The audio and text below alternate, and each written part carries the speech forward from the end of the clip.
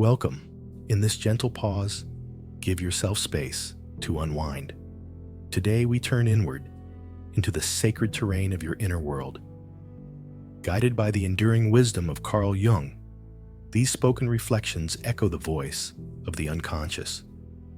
Archetypal, tender, and deeply transformative.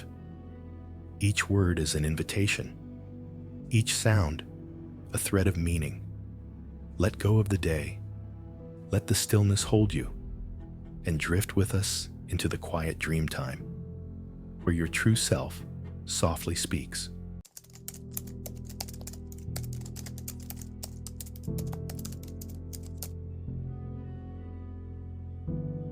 It's like arriving at a party with a telescope taped to your face.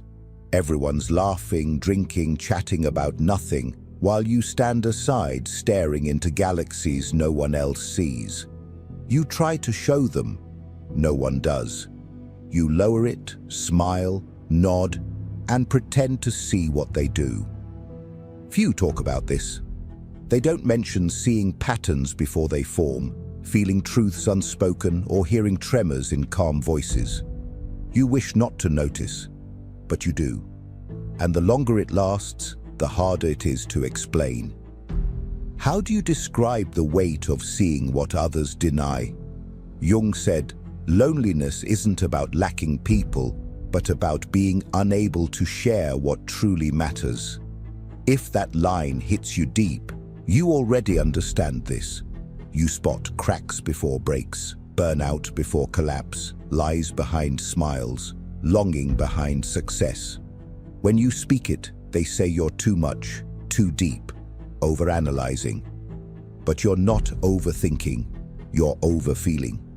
And after so long, silence feels safer than truth. Every time you tell the truth, they flinch. They didn't want it, didn't ask. So, you stop offering. No one tells you this about emotional or spiritual intelligence. It's not just knowledge, it's feeling. That knowing, feeling, awareness, it separates you, not from superiority, but from being tuned differently. That frequency has a price. People in the top 2% of intelligence face double or triple the risk of anxiety, depression, and isolation.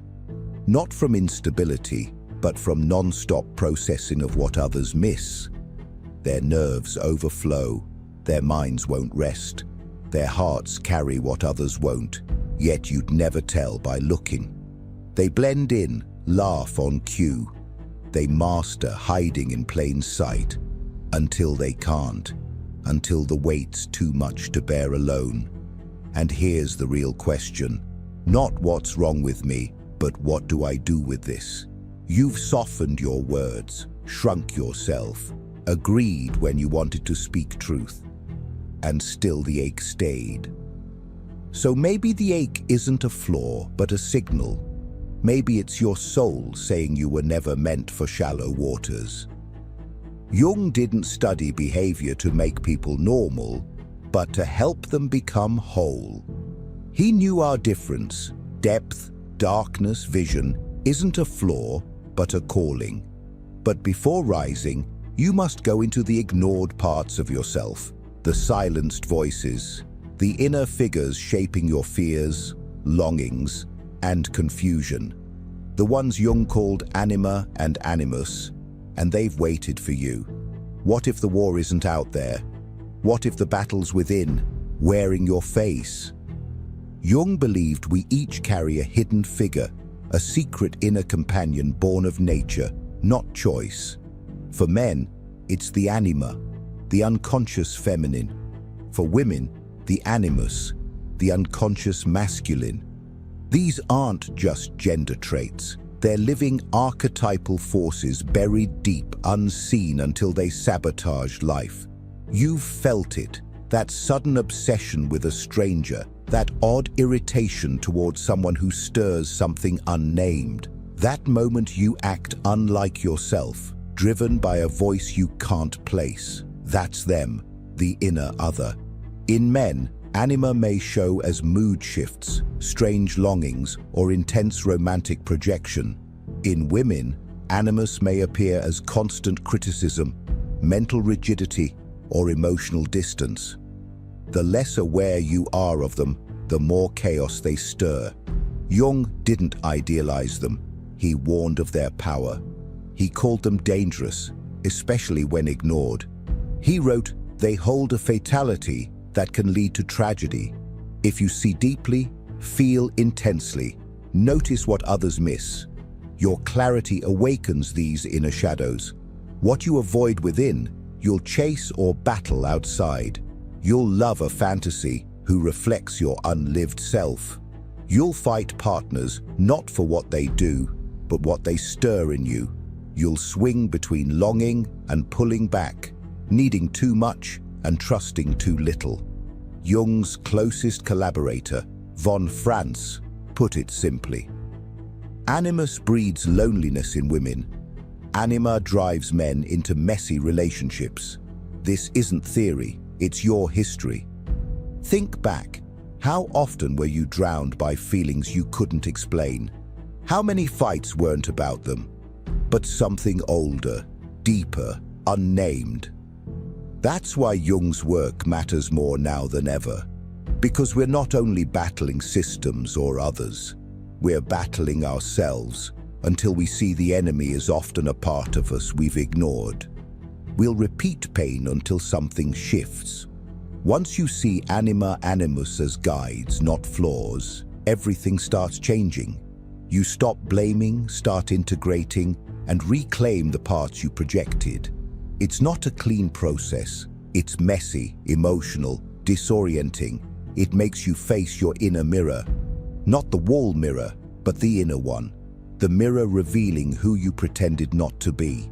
The disowned parts, muted voices, feared chaos. But as you sit, something else stirs. Projections fade. Panic quiets. The need for someone to fix you fades. You're no longer waiting to be saved. You're building a bridge between who you were and who you're becoming. And the one who crosses it doesn't carry the same burden. They've stopped running. They turned, faced it, listened. And in that, they've started to lead. Some carry their burden silently. You and others carry it as prophecy. Cassandra bore both. The gods gave her foresight. She saw the future with sharp clarity. But when she denied Apollo, he cursed her. Not by removing her sight, but by ensuring no one would believe her. She spoke truth. She warned of disaster. She cried out as Trojans opened their gates to the horse. No one listened. She wasn't wrong. She wasn't dramatic. She wasn't unstable. She was simply unseen. Her story echoes for a reason. Cassandra wasn't just myth, she was mirror. How often did you know before it happened? How many times did you say, "This feels wrong," only to be dismissed? How many times were you told you're too much? You worry too much, think too much. Then watched what you warned come true. You didn't want to be right, just heard. But the world resists early truth. Most won't see until it's too late. And those who do, first seers, feelers, speakers are labeled unstable, inconvenient, dramatic. But what if you weren't overreacting? What if you were just awake among dreamers? Jung knew this burden well. A man who knows more becomes lonely, Jung wrote. Awareness doesn't just light up, it separates. It creates space between what you know and can say. In that space, doubt creeps in. You start to wonder, am I really too much? Maybe you stop trusting your clarity. Maybe you shrink. Not from lost vision, but from truth's price. In a world loving ease, truth becomes costly. And in that space, doubt enters. Maybe you start to think you are too much. Maybe you stop trusting your clarity. Maybe you shrink, not from lost vision, but from learning truth is costly. In a world craving ease, truth grows costly. But here's the danger: the more you're ignored, the more tempting silence becomes, preempting rejection. You read the room before your own soul. You begin censoring what you see, just to stay near those who love your quiet version. This is a seer's quiet death, not from failed sight, but from silence, because silence hurts less than dismissal. Yet silence has a cost. There's a moment, a threshold. You feel it. That hiding truth once more may lose it forever. The more you dilute yourself, the more you vanish. The person they like isn't truly you. That's where the fork appears. Speak and risk exile, or stay silent and lose self. It's a brutal choice, but not a new one. Because another story exists. Another soul faced that same decision. Not a prophetess this time, a king, a wise one. What he chose reveals what it means to see clearly in a blind world. Let me tell you his story. You may see yourself in his tale. Chapter 4. The Wise King and the Poisoned Well. A king once ruled, no, not for armies, but for clarity. He ruled a city led by reason. Justice was true. People felt seen. He listened more than he spoke. Not perfect, but wise. His wisdom held the kingdom. Then one night, as the city slept, a witch poured poison into its only well. By dawn, all had drunk it. Everyone, except the king. By midday, madness took the kingdom. They spoke in riddles, blamed each other for false crimes. They lost track of time, feared things unreal. They praised meaningless things, yet all seemed fine to each other. Now, the king seemed odd, distant, different. When he spoke reason, warned them, they didn't listen. They eyed him with suspicion, whispered in secret. They called him unwell. By night, they planned to remove him, not for failing, but for staying sane. The king stood alone, holding a goblet from the same well, and he faced a choice: drink to belong or refuse and be cast out. That night he drank. Next morning, the city rejoiced. "Our king is one of us," they said. "He understands." But he didn't. He gave up trying to be understood, and madness went on, polite, structured, praised. This story isn't just about kings and wells. It's about now. It's about you. If you've ever hid your insight just to belong, if you've laughed at bad jokes just to blend in, if you nodded when everything inside screamed no, then you've sipped from the well. Maybe you didn't even notice. Maybe you've sipped for years, slowly letting go of the parts that saw too much, felt too deep, spoke too soon. Maybe you shaped your truth to fit talks once unbearable. But beneath that comfort lies grief. Grief born from abandoning truth to preserve peace.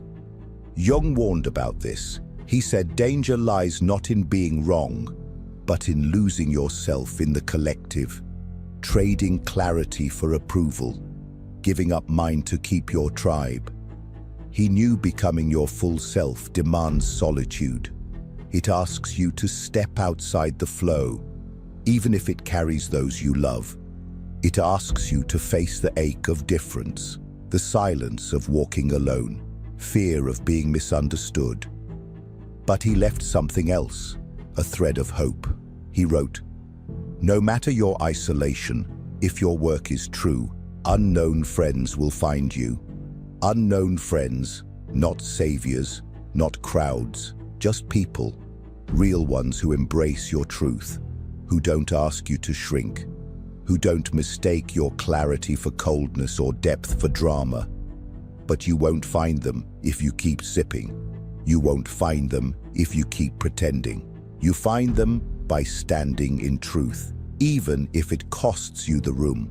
You find them by staying clear while confusion is praised. You find them by speaking, not for safety, but for truth. Maybe you're not there yet. Maybe you're still holding the goblet, weighing the cost. That's okay. But know, every time you stay silent, a part of you dims. And every time you speak, even shaking, unheard, you keep something alive, something rare, sacred, the part born not to conform, but to awaken. It was always your light beginning. Some sit heavy on your chest mid-conversation, smiling while carrying all that's unsaid. Some don't scream, they hum beneath the noise, just below daily life's noise.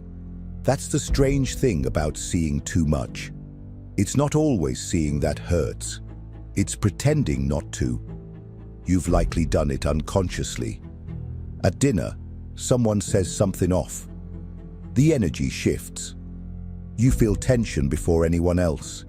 You catch the glance, micro-expression, slight retreat. You know something shifted, but no one sees it, so you stay quiet. You don't want to be that person again. You know how it ends. They say you're overreacting. They say you're reading too much into it. You start doubting, not because you're wrong, but tired. Tired of naming what no one else sees. So you edit, withhold. You smile more. You simplify thoughts to avoid resistance. You master small talk, even if it drains you. You hold back, not from lack of words, but from truth's cost. Psychologists call it masking. Others say fawning. Jung might have called it soul loss. Whatever it's called, the result stays the same. You begin to vanish, and no one sees, because the version they see still functions, still shows up, says the right things. But the real you lies deep below, unspoken, undervalued, unreachable. This is clarity's quiet cost, not suffering from being misunderstood, but the erosion from understanding others, never being understood. Eventually, it feels normal. You're the one who adjusts. You carry the emotional labor. You absorb discomfort to keep the room light. But here's the danger. You get good at it, so good you forget how much you've buried, until one day it catches up, maybe as burnout, or sudden senseless grief, or realizing people prefer your silence to your truth. That's when reckoning begins. Jung's individuation isn't just discovering who you are. It's unlearning who you became to survive. It's not just waking up. It's about returning. Back to the parts that once spoke freely. Back to insights you once shared before rejection. Back to intuitions you followed before the world taught doubt. But returning isn't easy, because once you reclaim clarity, you lose your camouflage, you become visible again. Not the agreeable version, but the real one. That's when loneliness returns. Some closest to you never met this resurfaced version. Some won't want to, but don't let that stop you. Because the life you seek, the connections you long for, the freedom you deserve, live only past pretending. Something else happens when you stop hiding. The weight stays, but begins to shift. It's no longer secret. It's no longer shame. It becomes something new, something useful, sacred. The burden begins to shine. Chapter 6. When burden becomes beacon. It comes slowly, you hardly notice. One day, your insight feels like a curse. The next, you offer it like a lantern. Not because the world eased, but you did. Because you stopped seeing your insight as a flaw. Because you quit apologizing for depth. Because you saw sensitivity as compass, not flaw. Your inner noise, guidance, not chaos. What you suppressed, what others prayed to find. Jung called this individuation, the integration of the full self. Not the curated or compromised self, the true full self. The sacred mix of soul, shadow, logic, feeling, chaos, and clarity, all held by courage. That courage doesn't look like dominance. It looks like stillness, like speaking while your voice shakes, like standing firm when asked to bend, like telling truth, not to be right, but real, And something shifts when you do. People start appearing, not crowds, kindred spirits, quiet, observant ones, people who truly see you, not just your mask, but your inner light. People who've walked through their own fire and recognize your burn marks. They won't need explanation, they'll just know. And for the first time in ages, you'll feel it. That click, that resonance, quiet, yes. Knowing you don't need to dilute to belong. Your voice isn't too much. Your vision isn't strange. Your burden's no longer just yours. Now it's a bridge, a beacon, not just carrying you, but calling others in. Maybe that's why you carried it so long. Not because suffering was your fate, but because you were meant to lead. Not with answers, but with presence. Not with perfection, but depth. The world doesn't need more conformity. It needs people who see, who feel, who hold complexity and still move with love. It needs you. If this found you now, let it be your sign. Say something, even just one word. Leave it in the comments. Say, awake. Not for the algorithm, for someone who scrolls in silence, waiting to know they're not crazy, not broken, not alone in their aloneness. If you forgot how much your light matters, let this remind you. It was never just burden, never just weight, always your light's beginning.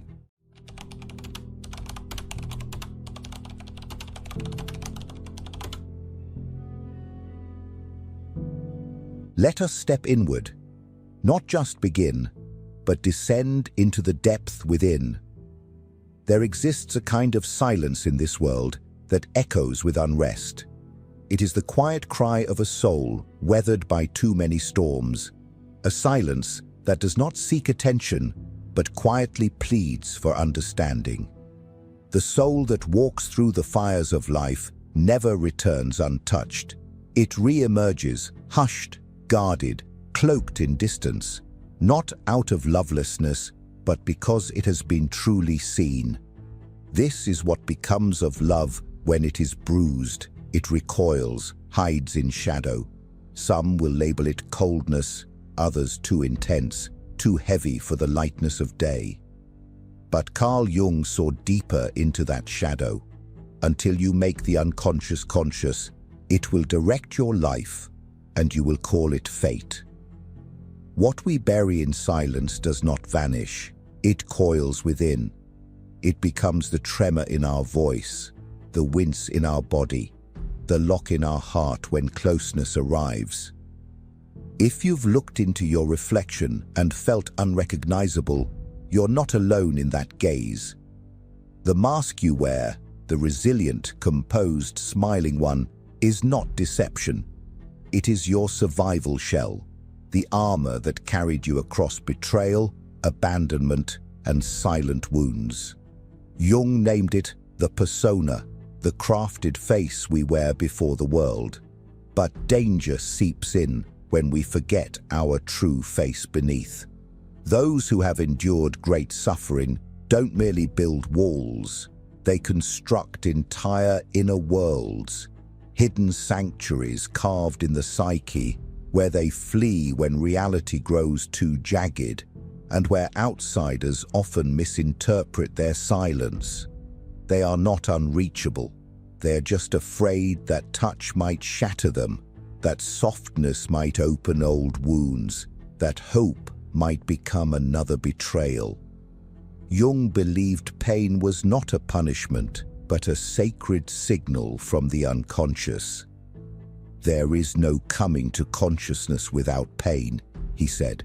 Awakening is always born of ache. Yet no one hands us the map for listening to pain. We're trained to mask it, sedate it, justify it, until it slips underground, becoming a silent but persistent shadow. We believe we've moved forward, yet our soul is tethered to an unhealed moment. We've adapted roles, performed stability, and smiled on command. All the while, the soul remains frozen at the fracture point. Jung named this the birth of a complex, an emotional knot buried in shadow, looping endlessly until we dare to face it. Imagine a child growing up in invisibility, not from violence, but from the haunting emptiness of being unseen. That ache etches itself deep. It does not fade with time. They grow into adults who analyze every word, decode every silence like survival code.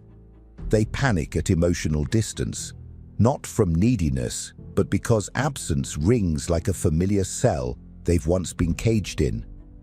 When someone seems to overreact, stop, breathe, witness.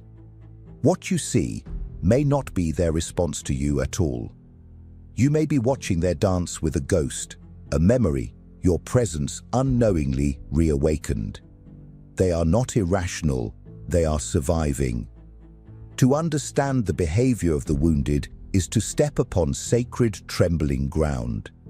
You must not enter with judgment, but with reverence, as if into a wounded temple. Jung once said, "The shoe that fits one person pinches another." Life is not a formula. It is a labyrinth of personal myths, shaped by suffering, mystery, and unique truths. We are each sculpted by the hands of what we have endured.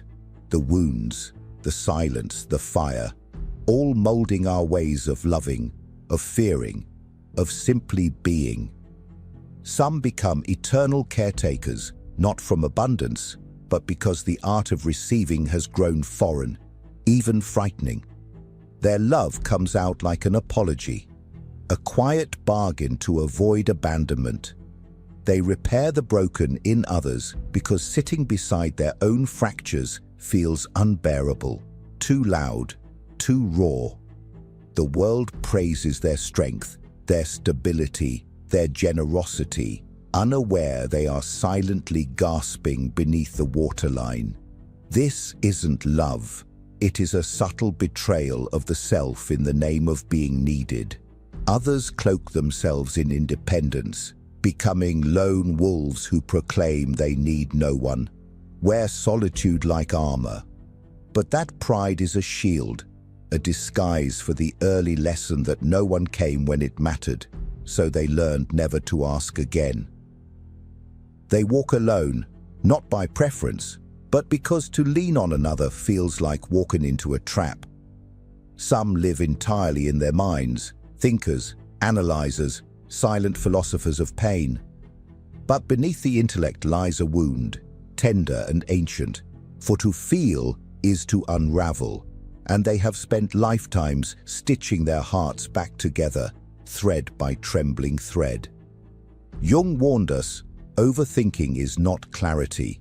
It is a wall, erected brick by brick, to keep feeling from flooding in.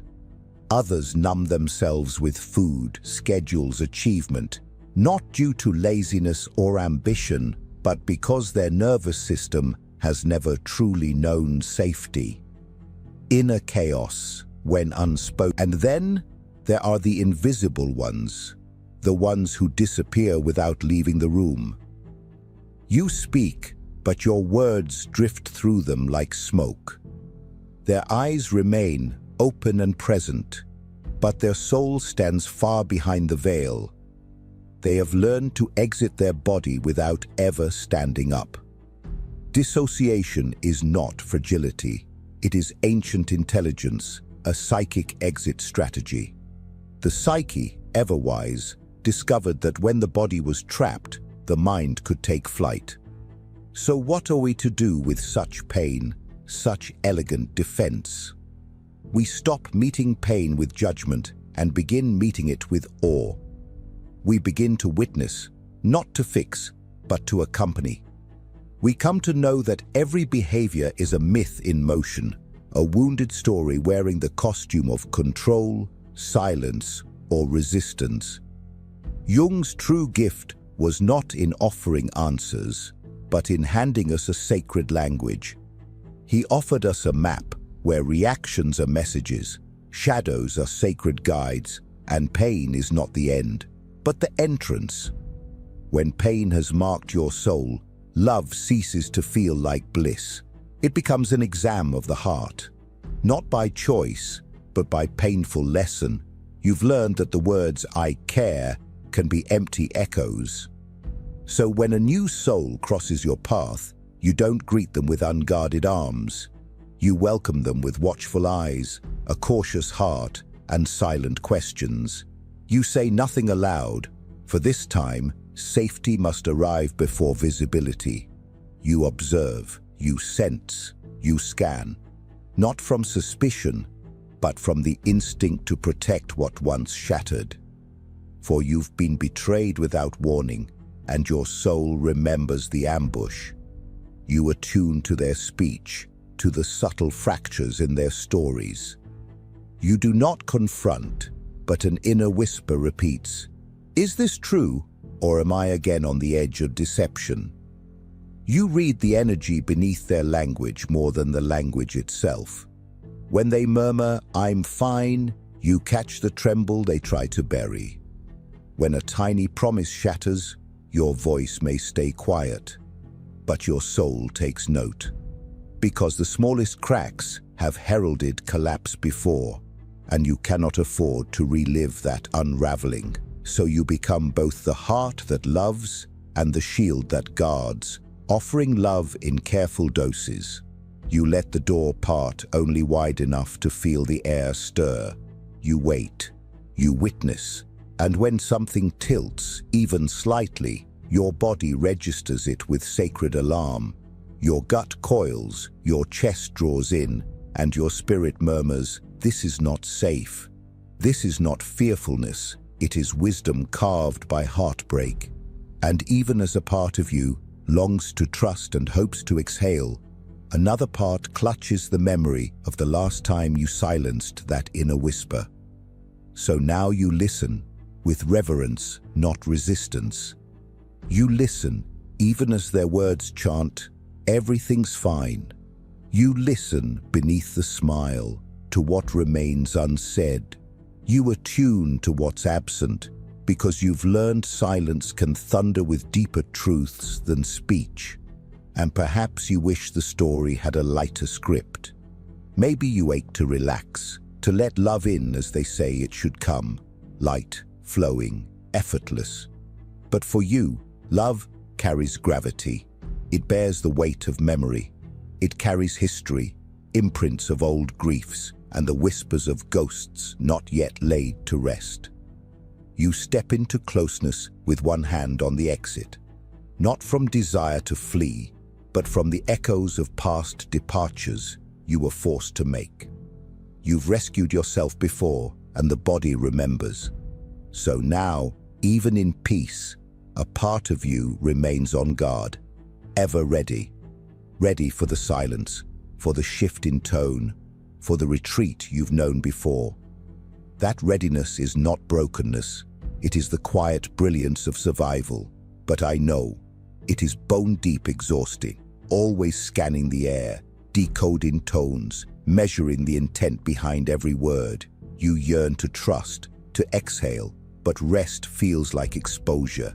So you test, not as a game, but as a soul seeking proof of steadiness. You ask small things, not to entrap, but to feel their presence behind the answers. Will they come closer when I grow quiet? Stay when I pull back? Love me even when I feel unlovable? You never sought perfection, you only ever sought presence. You are asking for truth, for constancy, for eyes that can behold your shadows without fear. Your doubts may remain silent, but within, the questions echo. Can I trust you? Will you lie? You observe not only words, but the soul behind the words. Do they care when they think your eyes are turned away? When you grow still, do they approach with presence? When you retreat, do they hear your silences as well as your speech? That's how you know it's in the unseen gestures. And if they lie about small things, things that seem harmless, it wounds more deeply than they imagine. Not because the lie was large, but because it awakened something ancient, sacred, wounded. We begin by facing the ache we've avoided. We ask it what it wants to show us. What message do you carry? What are you shielding? What memory lies within you like sacred fire? For pain, in its paradox, seeks not destruction, but reverence. It wants remembrance, not rejection, and in remembering, its hold softens. Those who have suffered deeply often carry an unusual gift. They become mirrors, seeing what others overlook. They sense the subtle, tone, energy, pause. They feel it all. Yet without healing, they dissolve into the emotions of others. They become saviors, forgetting their own soul longs to be saved. True healing is not strength alone. It's not about stoicism, intellect, or flawless behavior. It is about becoming whole again. And wholeness means embracing even the parts that make others uneasy. There is no shame in having built walls to survive. The sorrow comes only when we forget what they were built to protect. The path, as Jung said, is individuation, the becoming of your truest self. And that path winds through your own underworld, through grief, rage, longing, all you were taught to bury. You are not a problem. You are an unfolding myth. When we listen to pain with courage, something sacred begins to stir. The wound becomes the sage, the shadow softens, and the inner child, the one who waited, begins to trust that it is no longer alone. In that sanctuary, we do not erase the past. We weave it into wholeness. We do not forget. We learn to carry the story with gentle strength. We no longer fake healing. We whisper, "This still hurts, but I am staying." Those who have endured the deepest sorrows often transform into the gentlest souls, not out of weakness, but because they know, intimately, what it feels like to walk barefoot through the scorching fires of life, carrying pain without armor. These souls do not move through the world to wound, but to understand, to hold the brokenness of others the way they once needed someone to hold theirs. And yet, even these gentle ones need the quiet reminder that they too are worthy of being truly seen and gently understood, not only for what they give, but for who they are. So if you find yourself in these words, if your own reactions sometimes bewilder you, if your stillness is misread as apathy, if your retreat is not rejection but a desperate cry for safety, please hear this. You are not broken. You are complex. You are deep. You are a soul forged in storm who learned to take one more step, even when the stars disappeared, even when the road dissolved beneath you. And perhaps now, in this sacred moment, it is time not to fix yourself, but to come home to the truth of who you are, not by striving or shame, but by the quiet power of love that waits with open arms.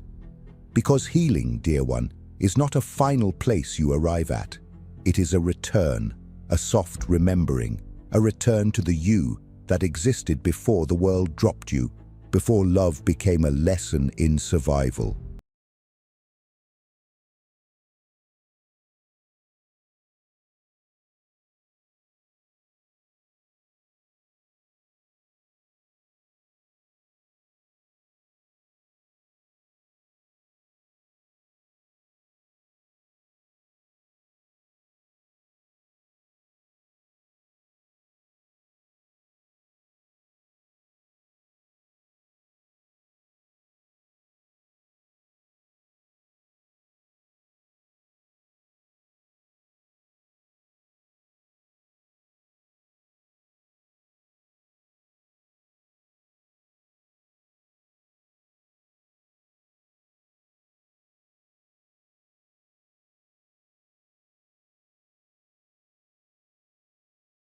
We need more psychology. We need more understanding of human nature, because the only real danger that exists is man himself. Have you ever paused and wondered, What if you are not who you believe yourself to be? That your thoughts, your choices, even your deepest longings may not truly be yours at all? What if within you, a silent, ancient, shadowed force has been steering your life from the beginning? Without your awareness, this is no conspiracy. This is the realm of psychology. And if one name unlocks what stirs beneath your mind, it is Carl Gustav Jung. Are you weary of repeating mistakes, of quietly sabotaging your closest bonds, of sensing something pulling you under, even as life outwardly goes well? Perhaps it is your shadow, or ancient archetypes, or the collective unconscious crying out to be seen. But what do these things mean, and why do they matter to you? Because ignoring them is like crossing a minefield blindfolded. You'll suffer, repeat cycles, be wounded again. And the cruelest irony? You'll call it fate or misfortune. Carl Jung was no mere psychologist. He charted the hidden terrain of the human soul. He journeyed where others feared, into the deepest caverns of the psyche. And what he unearthed can transform all you think you are. This is not a biography, nor a mere summary. It is a mirror, and I will reflect what you've long avoided seeing. But beware, once Jung's vision is seen, you cannot unsee it. You will begin noticing what once hid in plain sight, the monsters within. And maybe, at last, you'll realize your greatest foe is not outside you. It lies within, and here is the hope. This inner foe can become an ally, but only through courage. So breathe deeply, still your mind, and prepare. This may be the only Jungian truth you truly need. And after this, you will never see yourself the same way again. If you feel a shift already, pause and let it settle. Then like, share, and subscribe to help others awaken too. Carl Jung was no ordinary psychologist. He wasn't content with easing symptoms or fitting souls into a sick society. He longed to descend much deeper. He sought to understand the soul itself. Jung stared into the psychic abyss and dared to dive. And what he unearthed reshaped psychology forever. Born in 1875, Switzerland, Jung was raised amid rituals, symbols, and a silence thick with mystery. Even as a child, he sensed something deeper in human experience, beyond logic, beyond words. No wonder he became Freud's brightest pupil, yet also the one bold enough to question him.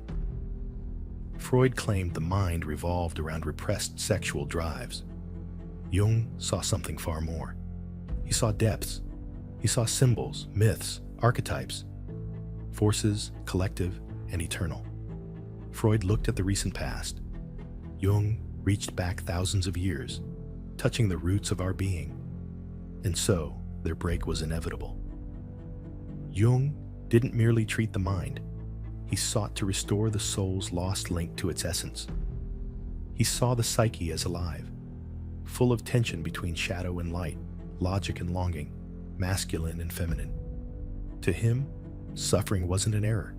It was a summons to transform. He gave birth to a new lens, analytical psychology, a path not to erase your flaws, but to understand and integrate them, to bring into consciousness all that has been buried and denied. For Jung, the true threat was never pain, it was unconsciousness. But why does this still matter now? Because today's world is still deeply unwell.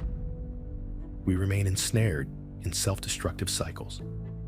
We still numb our emotions, anesthetize emptiness, flee from pain. Jung foresaw all this and offered a way, a map inward, a chance to grasp why we feel lost and how to reconnect. He never offered easy answers or hollow hope, but something far rarer, the truth of who you are. One of Jung's deepest truths: the mind holds a layer not yours alone, but shared with all humanity, a deep sea of symbols and ancient forces shaping us unseen. We'll soon descend into this hidden realm Jung named the collective unconscious, and discover that many ancient voices live inside you. Most believe their thoughts and feelings are their own alone, that the mind is shaped only by memories, culture, and childhood. But Jung profoundly challenged that belief. He uncovered a psychic layer older and more powerful than you, yet one that governs your life. He named it the collective unconscious. Picture your mind as a solitary island. Your stories, traumas, and memories lie there. But beneath it, a vast dark ocean is shared by all of us. A sea of ancient symbols and timeless patterns. These are ancient myths and primal archetypes, forces born before you that still shape how you love, think, and ache. The collective unconscious isn't a poetic metaphor. It's a psychic truth, seen in dreams, myths, religions, and the stories echoing through ages. That's why civilizations across time birth the same myths of heroes, monsters, journeys, and redemption. These aren't cultural fictions. They mirror the very structure of our soul. Jung believed every human act follows an ancient archetypal pattern. When you fear abandonment, you're brushing against an ancestral archetype. When you yearn to belong or seek meaning, you're led by forces ancient as humanity itself. That's why ignoring the collective unconscious is like ignoring gravity. You may deny it, but it will still shape you. It will show in your choices, in repeated patterns, in how you relate. Until you see, you're not battling your ghosts alone, but those of all humanity. But what exactly lives inside this shared inner realm? Who are these unseen forces shaping your actions silently? Jung named them. He called them archetypes, universal patterns shaping how we think, feel, and behave. Of all the archetypes, one is most feared, most ignored, and most dangerous. It lives within you, and in hiding, it controls your life. Next, we'll face the shadow, the dark part you bury, though it watches you always. If these truths stir something in you, subscribe to the channel. Thank you for being here. Have you ever done something, then felt deep regret, without knowing why? Have you ever erupted in anger, then said, "I don't know what came over me"? Have you felt jealousy, envy, pride, then justified or ignored them instead of facing them? Then you've already met your shadow. You just haven't dared to face it. Jung believed we each carry a dark side, a part rejected, repressed, and made of truths we refuse to admit. Your shameful urges, denied desires, your fragility, arrogance, cruelty, and rage. All of it lives within, and the more you repress it, the stronger it grows. The shadow holds all you hid, just to be accepted. It's what you silence to belong. It's the child pruned, the teen muted, the adult who smiles while crumbling within. And here's the raw truth. Everything unfaced in your shadow begins to secretly steer your life. The shadow never vanishes. It hides. It shows in harsh judgments, in sudden anger, in shame that freezes you, in the voice that says you're not enough, in the sabotage that ruins your big moments. And the more you believe you're only good, the more dangerous your shadow grows. Because you won't own your envy or rage. You project them onto others. You see darkness only in others, never in yourself, as Jung warned. Until you make the unconscious conscious, it will direct your life and you will call it fate. In short, while you deny your shadow, it rules you. You'll repeat the same cycles. You'll choose those who wound you. You'll ruin your own chances. You'll run from love, success, freedom, because deep inside, you feel unworthy. But there is a path, a way to face the dark within, not to destroy, but to integrate it. For the shadow isn't only destructive, it holds power. It holds raw energy that, if embraced, can utterly transform you. But you must brave dangerous terrain to face the exiled, forgotten parts of you. Only through this encounter does true self-knowledge begin. Jung named it individuation, a long, difficult path, but vital for true freedom. Next, we'll explore how it works and why it's the only true road to wholeness. Because living in fragments keeps you in inner war. Most spend life trying to belong, pleasing parents, meeting norms, following culture's demands. They mold, distort, numb themselves, just to avoid meeting their real self. Yet deep inside is an ache, a void. Something vital feels missing. Jung knew exactly what that was. He called it the lack of individuation. Individuation isn't pop self-help. It's not about being your best self or manifesting abundance. It's a brutal, sacred, and deep journey into becoming whole. It means facing your shadow, integrating opposites, and reuniting with your soul. It's dropping the mask, what Jung called the persona, and uncovering the true self behind it. Individuation is the death of illusion and the birth of what's real. It's the collapse of ego and illusion. It's meeting the parts you've denied for years. It's discovering you're neither as good as you hoped, nor as bad as you feared. It's accepting you are both light and shadow, strength and fragility, all at once. And here's the untold truth. This journey hurts because it asks you to let go of survival's lies. It asks you to stop blaming and start taking full responsibility. It asks you to stop seeking approval and start becoming whole. Individuation does not arrive in an instant. It unfolds through loss, rupture, and each inner death.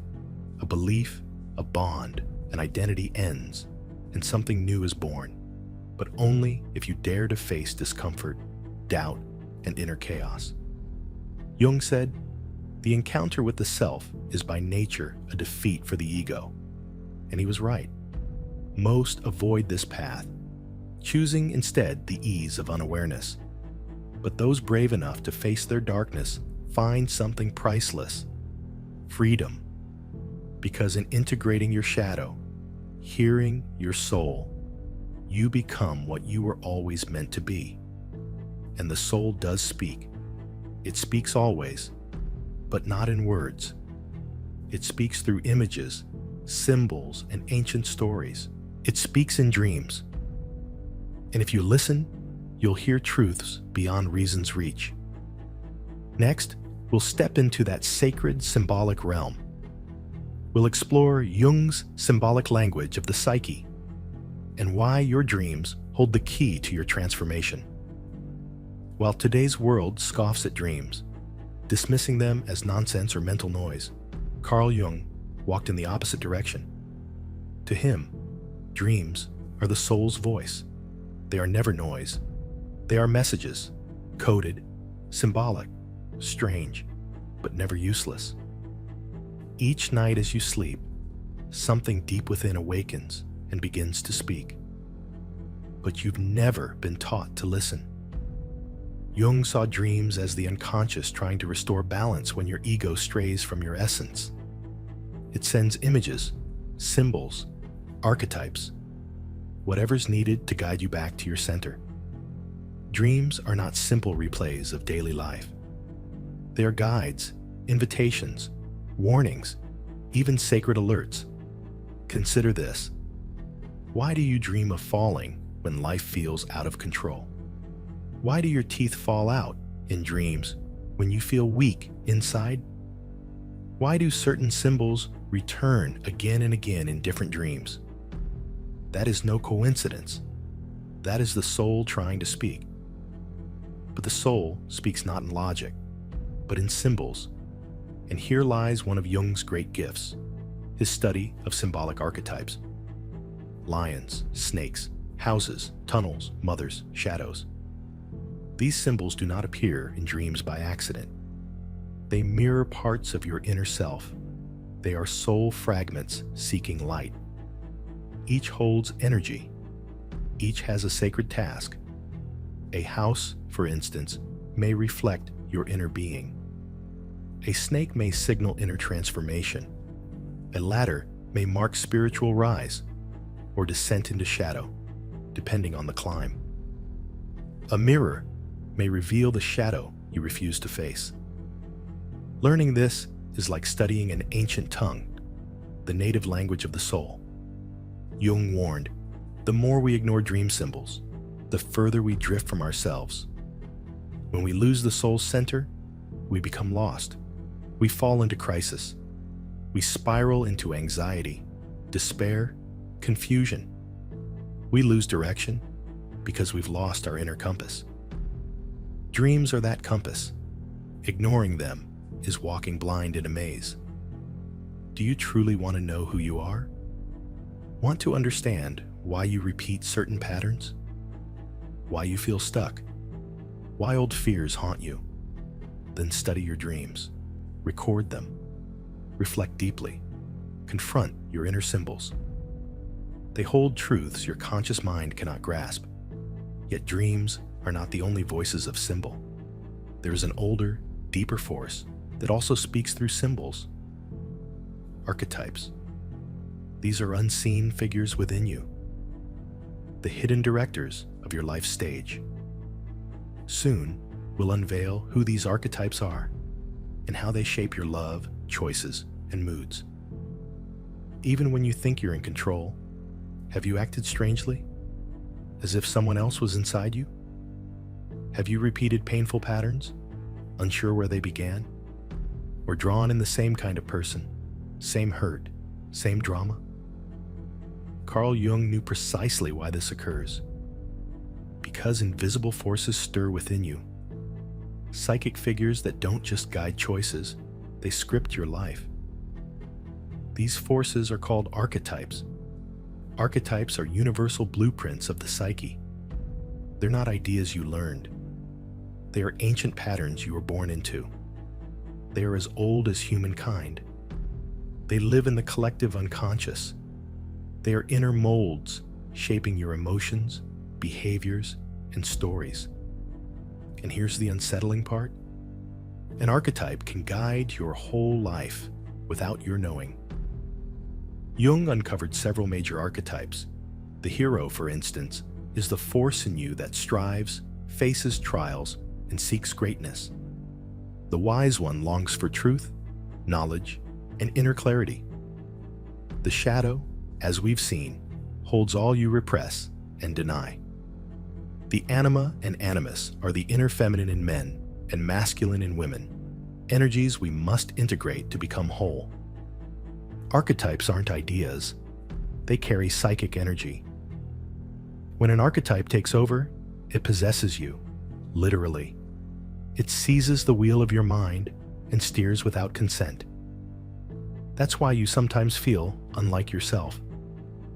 That's why some relationships drag you into roles that feel scripted. You are being ruled by an awakened archetype. Those who save others while losing themselves are often under the hero's spell. Those craving approval, terrified of rejection, are often trapped in the wounded child. A soul drawn endlessly toward chaos and collapse, likely ruled by an unintegrated shadow. And here's the truth. Archetypes aren't foes, but if left unconscious, they enslave. When faced and integrated, they empower you. They are keys, portals inward. Once you know which voice speaks within, you begin reclaiming your story.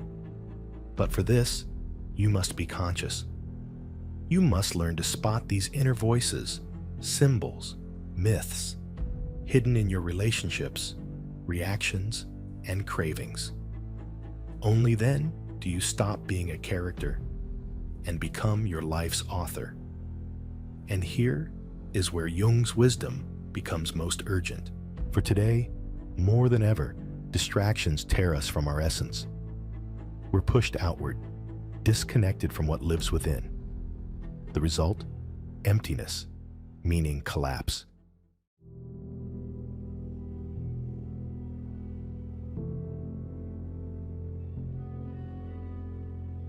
Something quiet but strong led you here now. You'll understand why by the end. This isn't just coincidence. It's your inner self calling, guiding you silently. True change isn't dramatic or loud. No fireworks, no big announcements. It unfolds quietly, deep within. It's not about becoming someone new outside. It's about letting go of what was never you. It's remembering your true self. This change whispers, not shouts. One day you wake up and no longer fit your old identity. Old spaces, talks, and versions of you no longer resonate. Jung said, growth isn't perfecting your persona, it's rising beyond it. Release illusions and masks to remember your soul's truth. That steady truth always within you.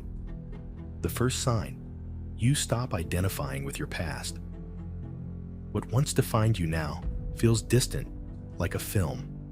You remember, but it no longer defines you. No need to reject or long for it.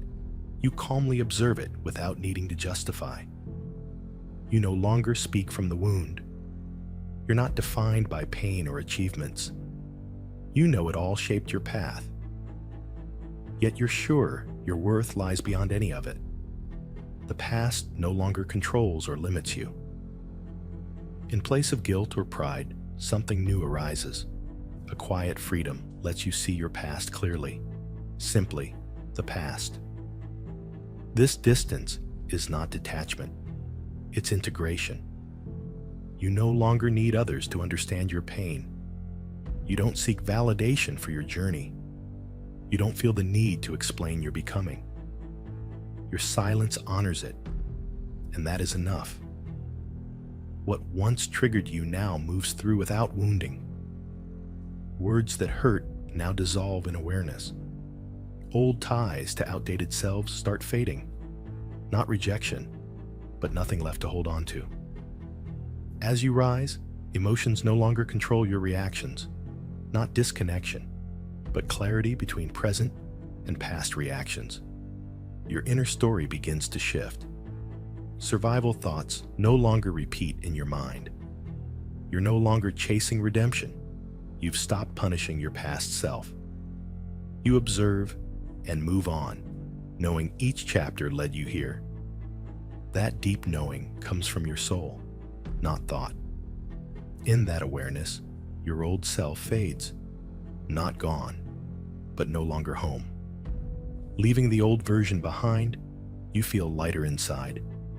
You don't forget the past. You just no longer build on it. Your choices now come from clarity, freedom, alignment, not from your old story. Old identities like, this is who I am, begin to blur. Not through force, but because they no longer fit. You no longer act to protect a fixed identity. Your soul needs no label to feel real. Transcending isn't destroying the past self. It's honoring the old and moving forward without baggage. You let go of the survival mask. You stop repeating patterns or shrinking to fit. The soft, effortless release shows you're no longer shaped by old conditioning. You begin living from your true self. The self with nothing to prove or defend. The self that simply is. Then something else unfolds. The way you connect changes, not by plan, but naturally. It unfolds on its own. You relate from clarity, honesty, and lightness. You no longer seek in others what you now give yourself. You're not looking for a savior. You no longer need to be seen to feel real. You don't trade your presence for fear of solitude. Past bonds were built on need, pain, silent exchanges. But now, there is space. Space to breathe, to pause, to observe without absorbing. When you transcend, old emotional cycles lose power.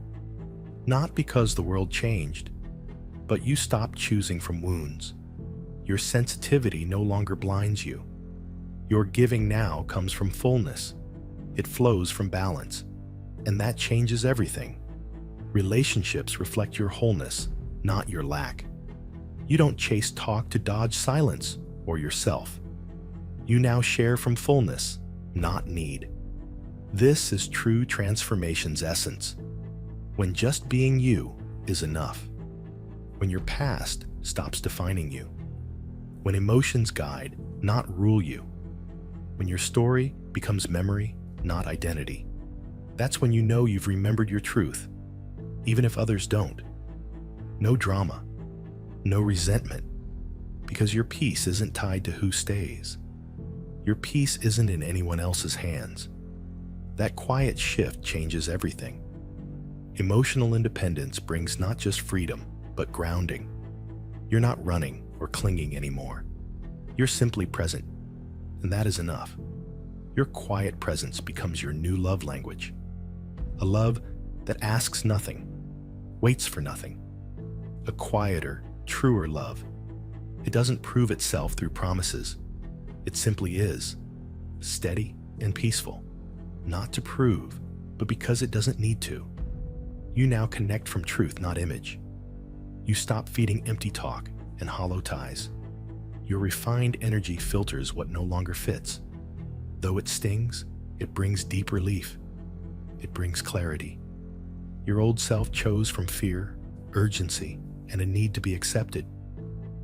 Now you don't choose like that. You've made peace with silence. You've learned to sit with it, to welcome it calmly. You no longer speak from victimhood. Your awareness sees even pain held greater purpose. Transcending isn't just healing wounds. It's seeing from above with new eyes. Not to feel better, but because your soul sees differently. You've risen inside, and now chaos looks like hidden order, silent teachings. Even time feels different now. You're no longer waiting for life to begin. You stop chasing what leaves, stop forcing timing. You move with your soul's rhythm, unrushed, inwardly mature. In that rhythm, life flows anew. Priorities rearrange. What was once urgent now fades. What you ignored becomes sacred. You value silence. You honor the pause. You trust the path without needing all the answers. You move forward without guarantees. Alignment is enough now. The soul keeps going, understanding or not. It only needs to follow what feels true. That alignment becomes your compass. You stop choosing out of fear. You stop rushing to meet others' expectations. Your choices aren't shaped by pain anymore. They're calm ways of honoring now. That shift changes your whole way of living. You stop forcing meaning from things. You learn meaning comes after release. With maturity, control fades. You no longer demand answers right away. You begin living more softly. That softness isn't weakness. It is power. Quiet and refined, your strength turns inward, unshakable. You don't need to show or prove your growth. Your silence speaks louder than words and changes how you move. You move through your days more aware. Tiny pauses and gestures now carry meaning. You stop chasing goals or proving growth. You measure growth by your calm, your inner peace, not the world's noise. Transcendence means rising beyond old identity while staying rooted in your body. You now dwell in a new frequency. No escape, just presence. It's no longer about reacting, but choosing how you meet life.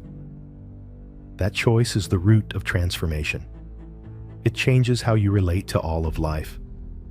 Burdens become invitations to be present. What once drained you now fades without resistance. You move through your days more aware. Tiny pauses and gestures now carry meaning. You stop chasing goals or proving growth. You measure growth by your calm, your inner peace, not the world's noise.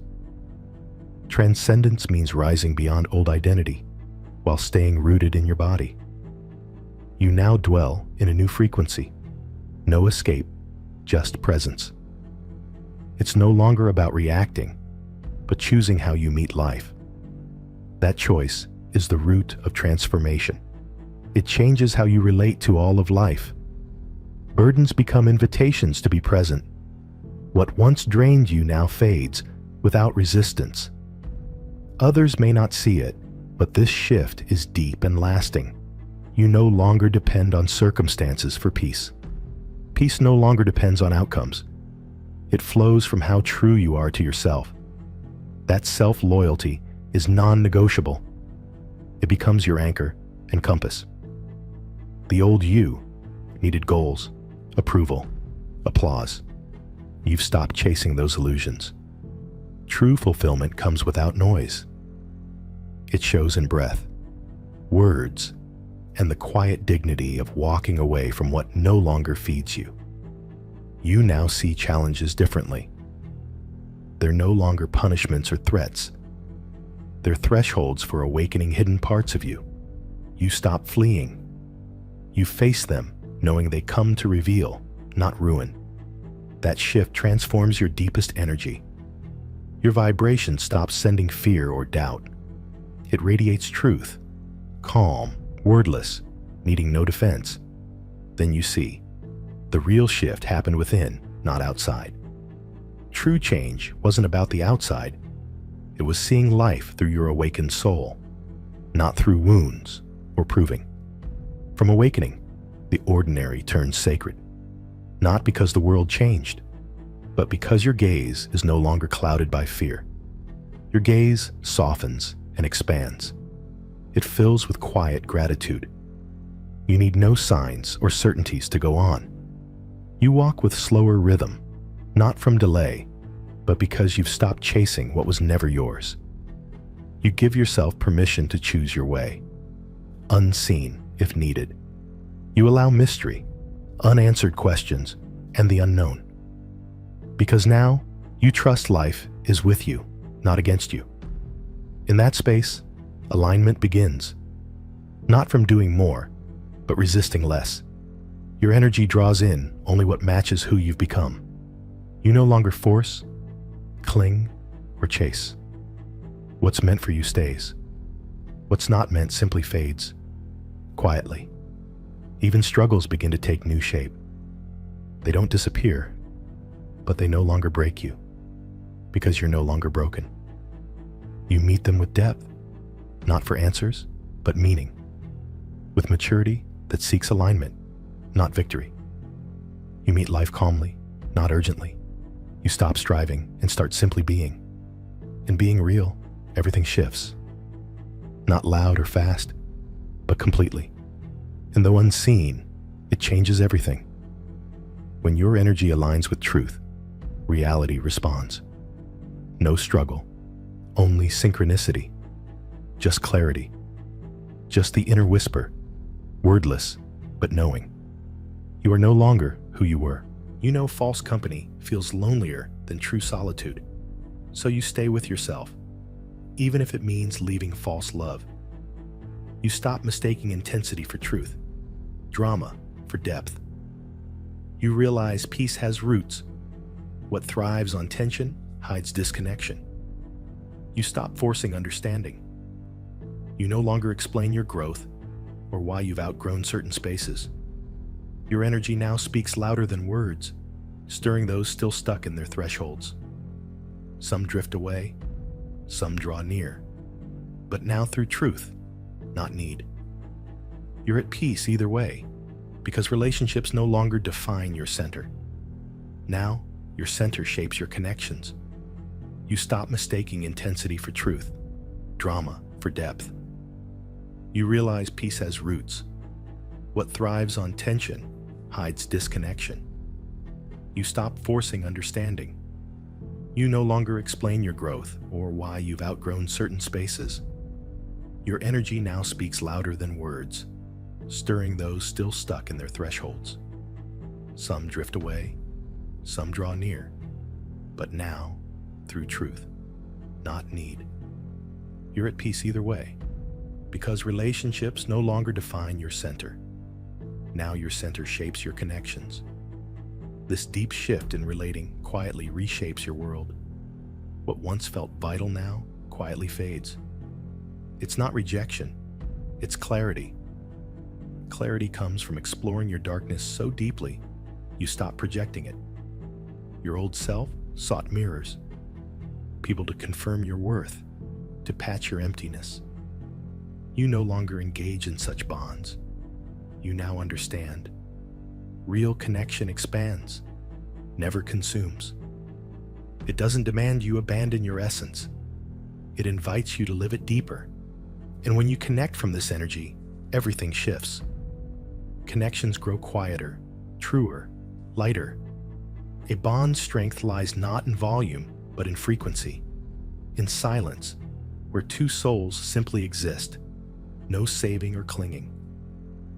In this new state, you set boundaries from love, not fear. These boundaries don't separate, they bring order. They protect your energy, your time, your inner space. You stop draining yourself for what no longer grows with you. You don't stay out of fear of losing what's already gone. You've entered a new vibration that never apologizes for evolving. You no longer seek forgiveness for choosing truth. That alone shows your old self no longer guides your relationships. Now your soul leads, and it chooses only what uplifts and remembers your essence. From here, you see the truth. Companionship isn't completion, but sharing who you are. You stop seeking refuge in others. You've become your own sanctuary. This self-sufficiency isn't isolation. It's soul maturity. You stop holding emotions that aren't yours. You no longer absorb what others won't face. You quit trying to heal those who avoid healing. You no longer shrink to feel worthy. Now you know. Real love isn't hidden sacrifice. It is calm presence, not pressure. Bonding without bondage. And in that pure, quiet space, true power begins to unfold. You become a mirror for others, not by intent, but through your presence. Your aligned presence reveals what others long avoided. Some will thank you, others resist, but you stay at peace, no longer bound by duty. It's grounded in the freedom of being true, and in that space, deep truths emerge. The deepest bonds don't promise, they honor evolution. That kind of bond comes only after walking your path. You faced, embraced, and released your old self, not with rejection, but understanding. You see now, your past self wasn't broken. It was just protecting you the only way it could. But now, you need no mask, no role to feel worthy. You no longer strive for acceptance. Now, you simply are. And that is enough. Without trying, your essence now shines more purely. In that purity, new intimacy is revealed. It's not about retelling every wound. It's letting yourself be seen, raw, without masks. You've dropped the weight of old disguises. Being misunderstood no longer offends you. Being unseen no longer hurts like it once did. Because your worth no longer lives in others' eyes. It lives in your bond with yourself. A bond born from silence. From nights you resisted falling into old patterns. From days you held yourself when nothing else could. From that root, your old self softly steps back. Not banished, just no longer aligned with who you are. You look back and honor that part of your story, seeing it tried its best with what it knew and had. But now, you are no longer just surviving. You are creating. In conscious creation, old, rigid forms have no place. Now there's space for softness, subtlety, quiet truth. Your soul no longer proves or defends its light. It simply lives in it. From here, every bond reflects this new way of being. Love becomes support, not burden or intrusion. Sharing flows from fullness, not lack. Choosing now honors alignment, not fear or clinging. Your vision shifts, and cannot go back. You no longer see life as you once did. What once felt unfair now shows deeper design. Mistakes now appear as growth turning points. You've transcended, and it announces nothing. It lives in silence, revealed by your presence. There's no moment it clicks, no clear arrival. One day, you just know. You don't react as before. What once hurt now barely touches you. You no longer live in inner urgency. You've changed, not outwardly, but at the root. And such change needs no label to be real. You feel it in how you carry peace instead of performance.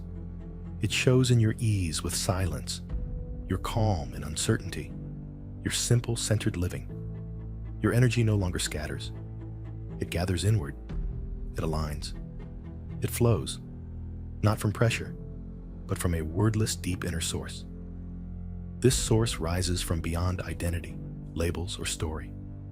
You no longer exist to uphold an image.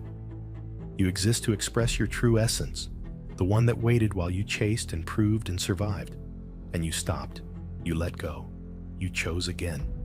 You walked on and transcended without noticing. Not achievement, just the fruit of choosing truth over habit, of staying with yourself when silence was hardest, of choosing soul over retreat. That old self no longer rules.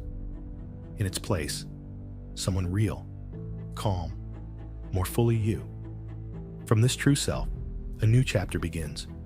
Not reaction, but presence. You stop chasing approval. You remember your worth just by being. You stop seeking belonging. Your soul knows it lives within. Life is no longer a race. Life unfolds sacredly. Not because it's perfect, but because you've stopped resisting. You welcome each moment, not resigned, but in peace with the present. Your days stop repeating the same cycle. They express your new frequency. Your words, eyes, steps now carry the truth of your centered self. That invisible imprint touches everything. A soul that's transcended doesn't need to move mountains. Its presence is healing. It's silent medicine. A sign that living aligned is real and powerful. It proves healing is real. Letting go isn't forgetting, and becoming isn't rejection. It's honoring the path. Every step led to now. Now that you're here, your energy speaks, and life responds. If this stirred something deep, it's no accident. Your soul already knew. It was waiting for you to remember you. Because transcendence isn't an end, it's a beginning. Jung said, enlightenment doesn't come from imagining light, but from making the darkness conscious. Those words hold a truth many avoid for life. Facing your shadow is both terrifying and freeing. It's no metaphor. It's a raw, painful process, meeting parts of yourself long buried. Yet if you're still here, something inside has already shifted. You've crossed into the place where darkness no longer frightens you. You chose to stop running. You dared to look inside, to face wounds and memories that once ruled you. That is no small thing. It's the start of true transformation. The shadow isn't to be destroyed. It's not your enemy. It's a silent part of you, waiting for love and acceptance. Making it conscious means seeing, naming, and integrating it. And when you do, something powerful happens.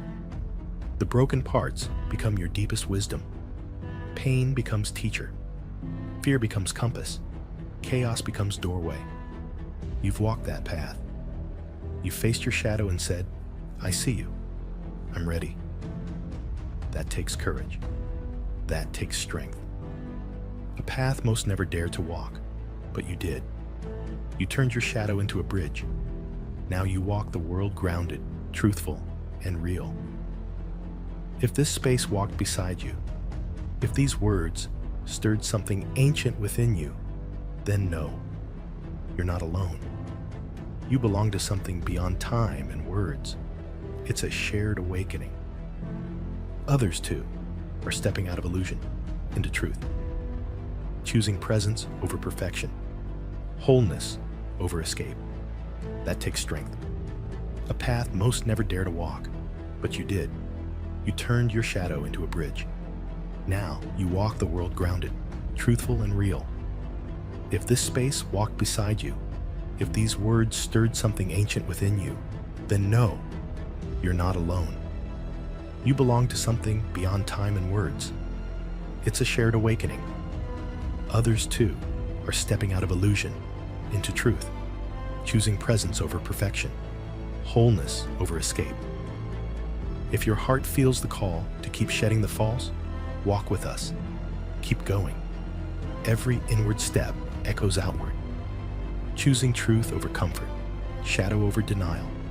Light is born. Not imagined or forced, just revealed.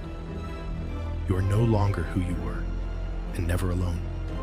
If these words stirred something in you, if this journey matches the quiet truth you carry, then stay close.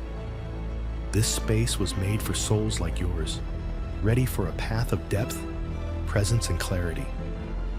If you haven't yet, subscribe, not just to a channel, but to a conscious path. Every word, every moment here is to support your journey, reminding you of who you are beneath all noise. Subscribe, and let's walk this path together.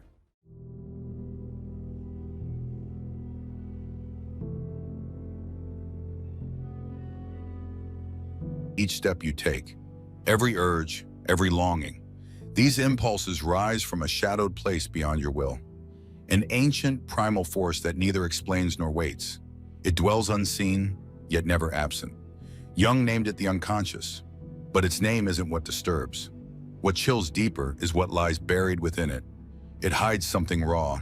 A silent, primitive stream pulses beneath your life like a hidden vein.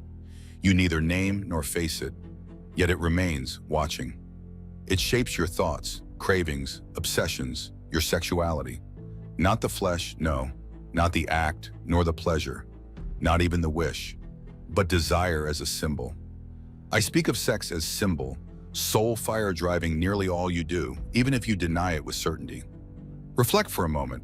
Why do you choose your clothes so precisely? Why measure your words with such care, especially with those who trigger something deep? Why do you exhaust yourself striving to be seen, proved, embraced? And why does solitude echo with an emptiness you can't name? Beneath all of it lies a hunger older than your name, a need to be desired, to merge, to exist in another's eyes. If left unexamined, that hunger becomes a silent tyrant. It devours you quietly from the inside out. And here enters Jung. He saw sex not as culture does. He saw it as an ancient psychic force, a power so vast, so primal, that when unseen, becomes your shadow. And from the dark, it shapes your every choice, your fears, your bonds, and even your dreams. It puppeteers your life, whispering beneath your illusion of control. Jung's sex was not carnal. It is no taboo. It's a key, a threshold to your soul. But stepping through that door demands what few dare. Inner courage, confronting raw impulses, forbidden wants, the masks you wear. Here lies the quiet truth. Most are not who they imagine. They are what their urges have sculpted. Denial deepens bondage. What if all you claim as yours, your goals, your truths, were all steeped in misread desire, buried, distorted, festering deep below? What if repression doesn't fortify you, but weakens you, makes you easier to shape? What if your morality is merely a refined prison for a fire still clawing to break free? Don't be mistaken. This is no tale of smut or scandal. It's about a deeper danger. A whole culture built on denying a primal psychic truth that keeps beating, pulsing under the surface. Sexual drive doesn't vanish when ignored. It mutates into anxiety, rage, hunger for control, validation, broken love, and inner drought. And if you don't see it, perhaps you refuse to. Because seeing means admitting you aren't in charge. That's something, a buried part long hidden in silence. forgotten, but still alive. What if I said your tastes, your passions and fears are shaped deeply by a force so old it twists your convictions into protective illusions? When Jung spoke of anima and animus, he wasn't theorizing. He spoke from witnessing how the most controlled, brilliant souls still spiraled into crises, all rooted in a split from their buried sexual essence. Have you noticed how your deepest choices are laced with tension? A glance shakes you more than words ever could. How desire, not love, can bend your will, break your values, plans, even you. That is the force beneath all this. You can't tame it with words or denial. Only through understanding can you weave it in, or it devours you whole. This is not about sex itself, it's about real control of the soul, the hidden thread guiding us beneath a facade of mastery. And you here watching, face two roads: cling to false freedom or begin seeking the real and power. Beware, what you uncover may shake you, yet it will be raw and real. Now let us step into Jung's realm, for his truths may not just free you, they can rewrite how you see it all. Ready? This will hurt, yet awaken. First, you must grasp this. Your mind is no single whole. Within you live many selves. Forces, desires, traumas, dreams, all coexist. And masks too, as Jung warned. He named this totality the self, a psychic whole few ever unite. And among these forces, within the inner storm, lives what Jung called libido, not Freud's version, not reduced to mere lust. Jung ventured deeper. Libido is universal psychic fire. It births and it burns. It shapes the ground of your being. Yes, it's also sexual, but never only sex. It's about inner change. Here is where most lose the trail. They think denying sex is power, that hiding it is transcendence, that silence means growth. But in truth, they shatter. They split their being, divide inner truth from outer mask, and become puppets of their own fiction. What's repressed does not die. It hides in shadow, and from that cave it stirs like chain fire. Quiet, but growing stronger still. Ever wonder why your relationships repeat the same pain? Why the same faces return? Same lovers, same wounds, same regrets. It's not chance. It's your shadow replaying itself. It's your unclaimed libido, moving unseen, trying to balance what you ignore, healing through disorder. Jung warned clearly, what you fail to make conscious becomes fate, and that includes desire. What's misunderstood within controls you without. What's denied possesses you from the dark. Listen closely now. Repressed eros is crucial. It infects more than the bedroom. It seeps into your spirit, into your creations. Even your purpose feels its weight. Why? Because unconscious libido becomes distortion. It twists into control, compulsive goals, unclear drives, into praise chasing, into a hunger for worth. Look around, everyone is chasing something. Status, love, money, control, acclaim. Yet beneath it all is often the same void. A raw, brutal absence, disconnection from true sexual essence. This isn't moral preaching, nor religious guilt. It's a clear psychological fact. Jung witnessed it in countless souls, educated, refined, awake, but inwardly broken, powerless before unnamed desire. Many sought spiritual or existential meaning, and Jung, with piercing clarity, pointed where they feared to see. At the root, desire, long suppressed, for years. For unaccepted desire always warps, creeps into thoughts, choices, urges, and slowly you become a character. A mask, not a self. Here's another hard truth. Most live not as themselves. They become sculpted masks, made to avoid rejection and please, to preserve the illusion of order. But behind that mask, the unconscious blazes. Its fiercest flame is eros itself, attraction, longing, energy craving union and creation. And when that is buried, repressed over time, it begins to sabotage you. It breaks your work, your bonds, even your mind. You can't mute something so rooted. Not without Tarzan. Jung made it brutally clear. Repressed energy becomes neurosis. And today, it's everywhere now. Bright, talented, resource souls, utterly stuck.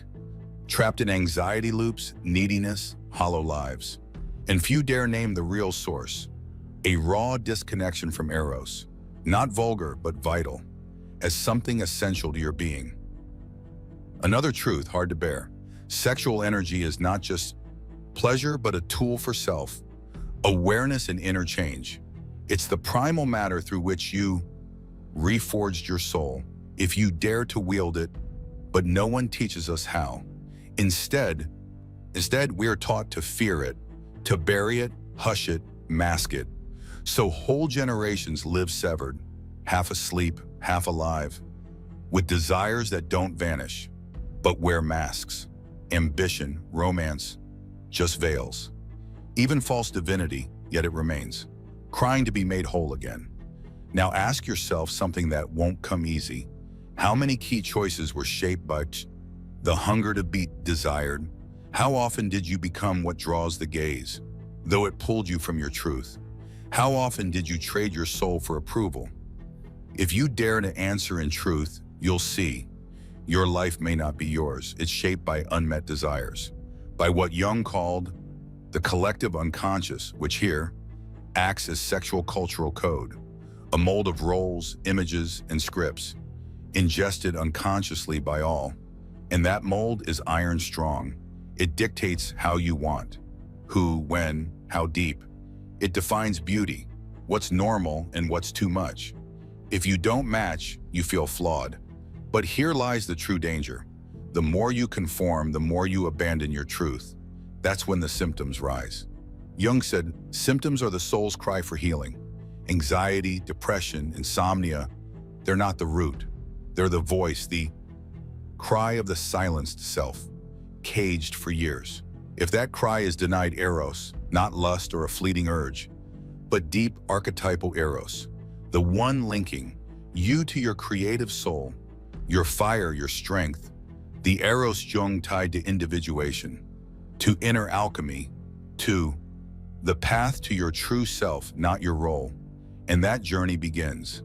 How? By admitting you are not free, that your chains lie not outside, but in shadow deep within, in the place your Eros was exiled, twisted, buried, your whole life. And unless you return inward, you'll search outside for what waits within. You'll continue thinking you need love, fame, approval, when truthfully you need only return to the source, to that raw, ancient force that lived in you before names. Sex, yes, but not as sold by ads or staged in media and screens, but as Jung saw it, as the most naked gateway to your truest self. And now comes the haunting question. Will you still live as if that door isn't there? Because if you dare unlock it, be ready. Nothing will remain unchanged. And here, it twisted deeper still. Most don't just ignore this energy. They throw it onto others. Jung warned, what you don't face in wisdom, you project outside. Do you see what that means? Much of what you admire, hate, or crave in others lives inside you.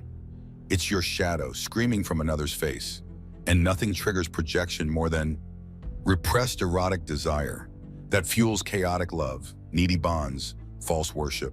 You don't truly love them. You love what you projected onto them. You love the peace you can't yet integrate within. Look deeper. When someone stuns you, when attraction feels wholly inexplicable, you're not seeing them truly. You're seeing a mirror of the Eros that lives in you untouched, still untouched. That's the snare. You don't love them. You fall for what they stir within you. And if what they awaken is so deep it shakes your core, you chase it like a high, addicted not to love, but need, because unconsciously they become your gateway to your own hidden fire. But of course, since you don't realize it, not like this, you name it destiny, twin flame, soulmate, you say, and lose yourself in myths that justify obsession. Emptiness follows, all because what you seek lives within. Jung saw this pattern endlessly, men casting anima onto women, women casting animus onto men. These aren't metaphors. They are real fragments of your split soul. And when someone shakes your core, it's your psyche calling for union. And what do most do with intense desire? Chase it blindly? Obsess completely? Cling to it like air? Or the opposite? Flee in fear of Eros. For Eros is not safe. Real Eros disarms, undresses your soul. It forces raw self-reflection. Not everyone can bear that. Let's dive even deeper now. Why does Eros hold such sway? Why such power? Why can it shake your nerves, twist your sense of self? Because it's not just flesh, it's myth and archetype. For ages, cultures frame sex as divine and deadly. No wonder. Sex is where ego dies completely, where control collapses, and the wild sacred beast returns. That's why religion seized it. For they knew, he who controls sex controls the soul, and if you don't claim it, others will rule it for you. And here's the deepest shock. You don't need sex for sex to rule your life. You can be celibate, cloistered, and still enslaved by Eros if you don't integrate it. Because Eros doesn't need touch to appear. It lives in fantasy, fear, and stifled creation. It's in how you love and how you hate, in how you compete, stand apart, in how you chase power, wealth, beauty. Repressed Eros seeks any crack to slip through. If blocked, it finds masks. It becomes envy, pride, the urge to shine, or as self-sabotage. Yes, even sabotage is punishment for not living your desire. Jung warned, deny desire and what you don't transform, you repeat. Repressed Eros doesn't die, it becomes addiction. A cycle passed down in silence. How many family wounds, how many personal ruins come from repressed, twisted, silent Eros? Reflect on this. Lovers who destroy each other, children inheriting silent guilt, secrets passed like heirlooms, buried beneath fake smiles in marriages like tombs. Tombs because no one speaks of it, because no one dares to see the real root. The unconscious doesn't bargain, it expresses. If you deny it light, it leaks where it can. Sometimes as neurosis, sometimes in dreams, as sudden passion, or a shadow so deep you can't see it, but it rules you. That's why Jung urged, integrate. Don't just tame desire, hear it, learn its meaning, because in that fire hides your growth. Pure Eros is a force of sacred creation. Here's what you don't expect. Great ideas, great art, great. Deep change often comes from transformed desire. Jung linked it to alchemy. Lead turns to gold. Instinct becomes meaning. Passion refines into awareness. But only if you dare look within. To face your shadow, not flee. Stop blaming the world for what you've yet to make whole. Because at the root, what do you truly fear in a desire? Rejection? Judgment? Or are you afraid that desire unleashed would undo the life you built? Maybe you know, you've chosen safety over fire to avoid the flame within. Maybe it's not loss of control, but realizing you never had it. What you called choice was impulses dressed as will. And when you finally begin to see, you begin to be free. Not free to do anything, but free in soul, or to choose with awareness. Face your Eros and say, I see you. No more disguises. I'll walk beside you. That shift changes everything. It changes how you work, how you love, how you create, and how you see yourself. Because the inner war ends. But beware, integration has its cost. Owning Eros means no more blaming others. You can't say they did this happened to me. You must admit, many times it was you. You forged the very bars. Your own repression enslaved you. And that's a bitter truth. We live in a culture that worships the victim. It glorifies pain as identity, not growth. Breaking free takes strength. It demands symbolic death. Letting go of the self, built to please, to belong. And yes, that hurts. Some wounds won't heal unless something is first destroyed, especially your bond to desire. Is such a thing. Now imagine, had you known earlier, that you were taught, from childhood that Eros wasn't shameful. But your compass, no need to bury Eros. Just learn to hear it, to shape and channel it into art, act, meaning. Who would you be now? What life might you have lived? The past stays fixed, but choice begins now. Will you keep ignoring this part of you, or finally let it shape you anew? And the miracle is, when you integrate it, Eros no longer holds the reins. You don't need to chase validation obsessively, or play at power, or loop through love's anxiety, because conscious Eros becomes light, bright, yes, sometimes hard, but healing, creative, expanding. A light that reveals not just who you are, but what you could become. So when you feel desire without reason, flooded by mystery craving, frozen by a look, a shape, a touch, don't run, don't moralize, don't disguise it. What inside me is calling? What wants to be seen? What's breaking for release? Maybe desire isn't danger, maybe it's the door. Will you open it? And just when you think you see clearly, the final trap arrives, the most seductive one. It snares millions without notice. Once you awaken your Eros, once you see its power and welcome it, a new ego sneaks in, spiritual pride, the enlightened mask, that whisper saying you've conquered desire. It has no hold, it claims. But be warned, that's illusion too, another refined disguise. Eros can't be surpassed. It must be lived, not defeated, but honored. If you think you're beyond it, you still don't understand. Here, things get subtle, delicate because real.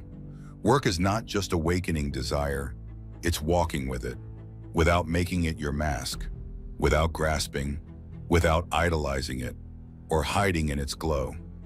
See, Eros isn't your foe, nor your god, it's a part of you, a shard of the fire within. And fire lights or scorches. The choice is, own it or be burned. Look closely. Everyone's running after something. Money, fame, ideal love, flawless body. But what if it's just ritual? A plea for lost Eros. What if the real path isn't about having more, but finding what part of you died when you chose to behave? Society wants you tame, predictable, quiet, cut off from your Eros, because one who's met their desire can't be controlled. They won't buy lies. No tribe required to feel whole. They are free, and that terrifies the world, because the free are dangerous, not harmful, but contagious. Their presence exposes how asleep the rest truly are. And here we are, you and I, at the end, or maybe the start. What you've heard today, these are not answers. They are cracks, keys, questions. That may echo for days, and that's good. It means something shifted within, that your silence is finding voice, form, truth. You may start to notice, remember the moments you denied, desire out of fear. Patterns may surface, and you might never see some people or yourself the same. And that, believe me, is sacred progress, because only what is seen in raw honesty transforms. But before this ends, I ask you, do one thing. If you're still here, it's no accident. Write this below. My shadow no longer scares me. Not for me, but for you. Speaking it is power. Power, it's the first step toward living in truth, not hiding. If this touched something buried in you, even one stone in your inner wall, that wall you've built around your longing, subscribe. This space isn't for fun, but to challenge and awaken, to show you what others keep hidden. We're not here to polish the surface. We're here to break it open. Follow if you dare face what others bury. If you're done with hollow truths, if you want to know your mind's true workings, and above all, if you're ready to stop self-deceiving. And now I go. But hear this first. Turn off your screen, close your eyes, and silently ask, what part of you have you silenced all along? Inhale deeply and listen to the silence, because often what you don't hear screams the most. We need more psychology. We need more understanding of human nature, because the only real danger that exists is man himself. They seem perfect. No raised voices, no harsh words, always kind, always right. But something feels off, an edge behind the calm, a silence that grips tighter than a scream. Because the most dangerous person is not the one who threatens you. It's the one who doesn't know they're dangerous. Carl Jung warned, people will do anything, no matter how absurd, to avoid facing their own souls. The ones who avoid it best, the saints, the peacekeepers, the permanently positive. Beneath their polished exterior lies a locked basement, the shadow, all their rage, all their envy, all their lust, fear, manipulation, denied and buried alive. And when something is buried, it doesn't die. It waits, twisting, rotting, preparing its return. You trust them, you follow them. But what if you're walking beside a ticking time bomb? One that doesn't know it's lit. Stay alert. This script will decode the signs, reveal the mask, and show you how to protect your mind and maybe even your soul. Because denial isn't innocence, it's camouflage. They look harmless, helpful, even holy. But beneath the surface, a storm churns, and Jung saw it coming. He called it shadow possession. When someone so fiercely denies their flaws that the flaws take over unconsciously. The paradox: the more virtuous they appear, the more violently the shadow will eventually erupt. Let's break it down. Every human has a shadow, the collection of thoughts, urges, and feelings we've been taught to reject. Anger, jealousy, pride, greed, even ambition and sensuality. In childhood, these traits might have earned punishment or shame, so we hid them. But hiding isn't healing. As Jung put it, until you make the unconscious conscious, it will direct your life and you will call it fate. Jung, Ion. And here's the trap. Some people become masters of suppression. They wear a mask so convincingly, I'm always loving, I'm never angry, I forgive everyone, that they forget it's a mask. Their public persona becomes a prison. They lose access to the full range of their humanity. But the shadow doesn't just go away, it leaks.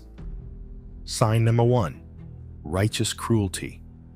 They hurt others in the name of truth, justice, or helping. Ever had someone weaponize kindness against you?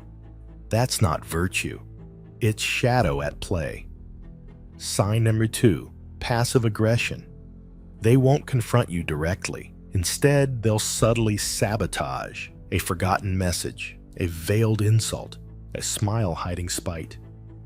Sign number 3, emotional anesthesia. They can't cry, can't rage, can't feel. They call it peace, but it's numbness. The psyche frozen to avoid breaking character. Sign number 4, projection. They accuse others of the very traits they deny in themselves. Jung wrote, everything that irritates us about others can lead us to an understanding of ourselves. Jung, memories, dreams, reflections. Sign number 5, sudden collapse. Years of being good implode into scandal, illness, or breakdown. The shadow, neglected too long, detonates. This is why Jung trusted flawed people more than flawless ones. Not because flaws are good, but because conscious flaws are safe. A man who knows he's jealous can question it. A woman who owns her anger can channel it constructively. But someone who insists they're above all that? They've given their shadow the wheel and convinced themselves they're still driving. Watch for the pattern: extreme virtue, no self-doubt, quiet judgment, emotional gaps, sudden turns. These aren't random quirks. They're signs of a split psyche, one that might explode or slowly poison everyone nearby. And it always starts the same way: denial. Next, we'll dive into what Jung really meant by the shadow, and why confronting it is the scariest and most liberating act of your life. Carl Jung's most haunting insight was simple: you are not who you think you are. Beneath every conscious identity, mother, leader, helper, genius, lurks the shadow, the traits you banished, the instincts you rejected, the truths you couldn't bear to face. But the shadow isn't evil, it's exiled. Think of it like this: your conscious self is a curated museum, clean, respectable, family-friendly. But below it lies a basement where the unapproved art is locked away, disturbing, brilliant, unruly. That's the shadow. Jung wrote, "The shadow is a moral problem that challenges the whole ego personality. For no one can become conscious of the shadow without considerable moral effort. Aeon. It holds your rage, your lust, your cowardice. Yes, but also your unclaimed brilliance, your raw creativity, your primal courage. Every time you said, 'That's not me,' you shoved something into the dark. The problem? Darkness distorts. When these disowned parts aren't integrated, they come back warped, often through projection. You'll hate in others what you won't admit in yourself. You'll see pride, manipulation, or laziness out there and feel justified in condemning it. But really, you're fighting yourself. This is why virtuous people can become so cruel. They've amputated parts of their soul, and now those parts are lashing out from the basement. Let's go deeper. There are three main ways people relate to their shadow. 1, the repressor. This is the person who says, "I never get angry." They believe suppression is strength, but the body remembers. The repressed anger turns inward into illness, depression, or bitter superiority. They become rigid, controlled, but inside, they're boiling. 2, the projector. They externalize everything. They're not manipulative. You are. They're not insecure. Everyone else is just toxic. Jung said, "Knowing your own darkness is the best method for dealing with the darkness of other people." But projectors don't know their own. They attack shadows they've disowned, just in someone else's shape. 3, the integrator rare. Powerful, dangerous, but conscious. This person has looked into their own darkness and didn't flinch. They admit, "I'm jealous sometimes. I manipulate when I'm afraid. I crave control." And because they face it, they're free. The shadow becomes a source of strength, not sabotage. Imagine telling the truth about your worst impulse and watching it lose its power. That's integration. It doesn't mean acting out your dark side. It means owning it so it doesn't own you. Here's a concrete tool: shadow journaling. Write down your most judgmental thoughts about others. Then ask, where do I do this too? Not always. Not to the same degree. But even a flicker counts. Another tool: dream analysis.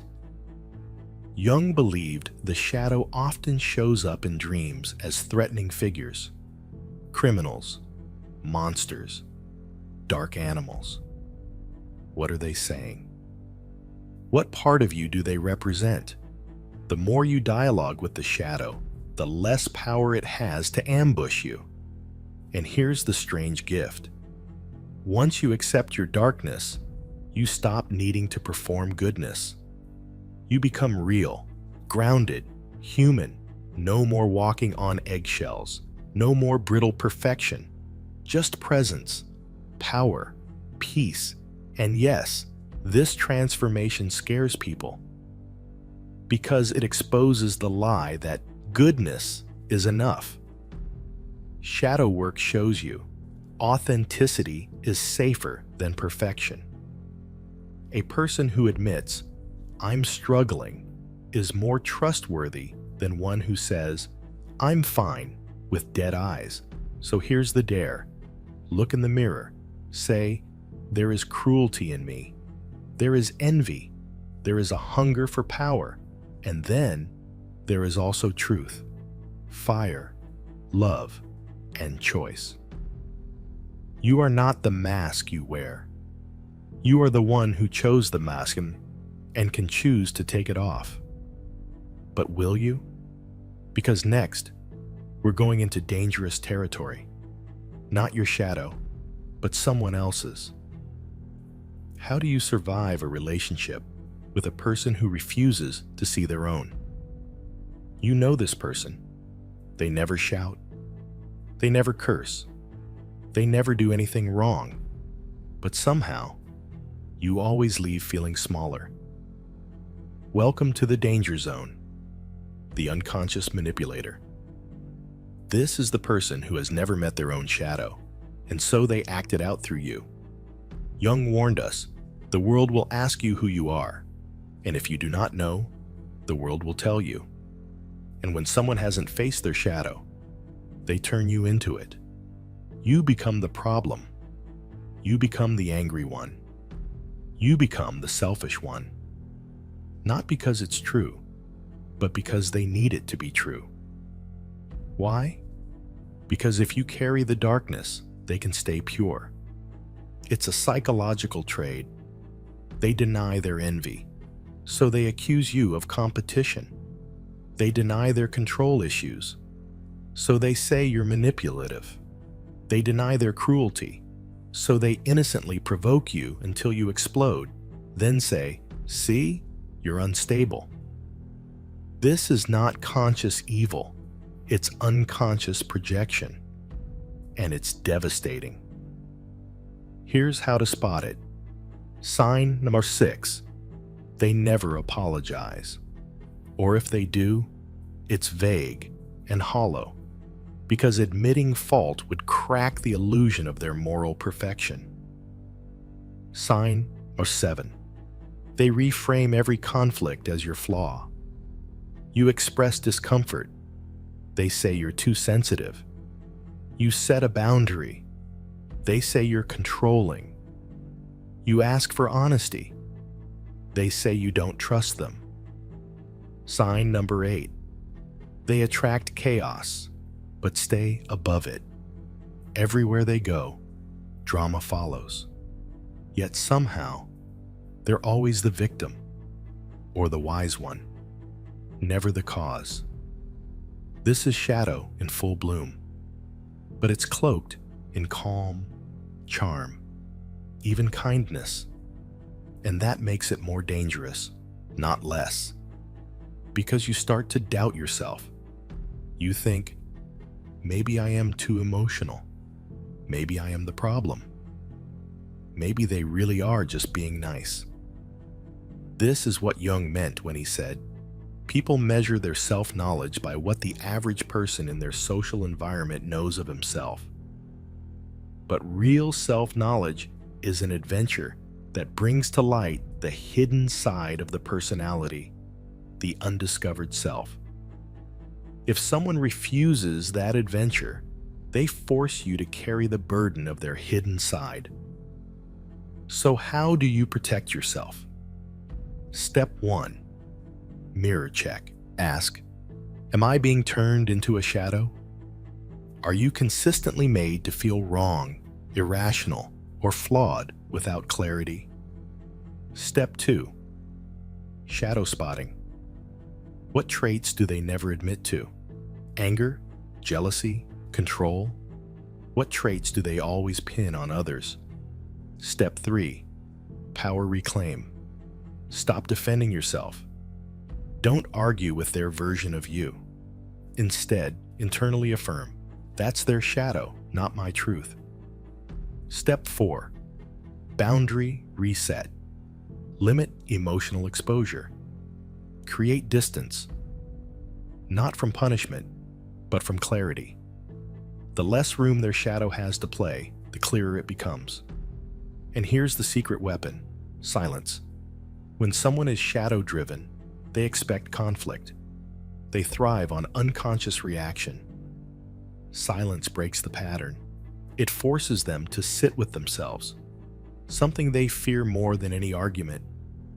This is the silent power move Jung never named, but always implied. Don't feed the shadow, starve it. The moment you stop mirroring their projections, something shifts. You regain your reflection, your clarity, your sovereignty, and then something even stranger happens. They might begin to crack, because without you to carry their darkness, they have to meet it. That's where the possibility for transformation begins, but only if they choose it. Next, we shift from defense to offense, from protection to power. You've seen the danger. Now, how do you become someone the shadow can't touch?